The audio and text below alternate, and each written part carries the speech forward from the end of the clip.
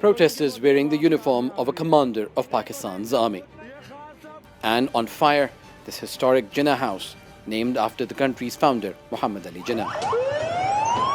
Imran Khan says these demonstrators wielding flags and chanting slogans for him had nothing to do with his Tehreek-e-Insaf party or PTI.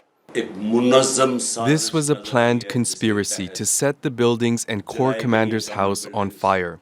I have video evidence of gun-wielding provocateurs inciting our people. Thousands of workers and party leaders have been arrested during violence following Imran Khan's arrest last week. After being granted bail, this former minister ran back to court as security forces tried to detain him again.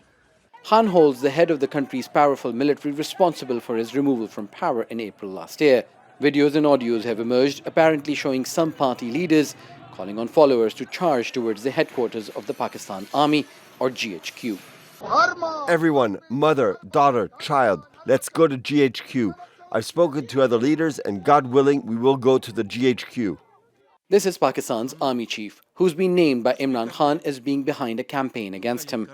General Asim Munir convened a special meeting of military leaders. His message was, quote, "Restraint will no longer be exercised." We are meeting at a very difficult time. Soldiers and politicians have condemned the violence and recommended trials of accused be held under the Army Act. Rights activists are concerned about the escalating tensions and possible trials under military courts. They say when one politician is agitating against the military and others at odds with the judiciary, Pakistan's leaders need to pause and defuse tensions.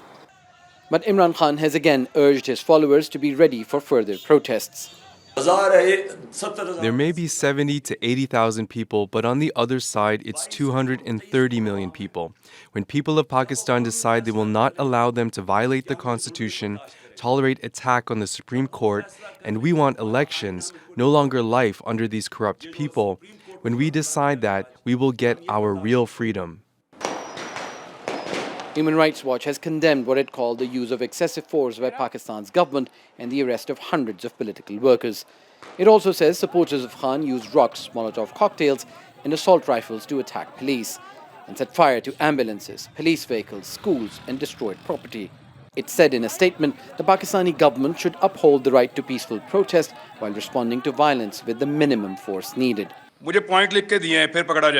Pro-Imran Khan journalists, commentators and analysts have also been arrested. Journalist Matiullah Jan was abducted during Imran Khan's period in government. He says what the current government is doing is also unlawful. In spite of our differences as journalists, I think it's very unfair that he has been picked up and he has suddenly disappeared. The state must act very fast for his safe recovery.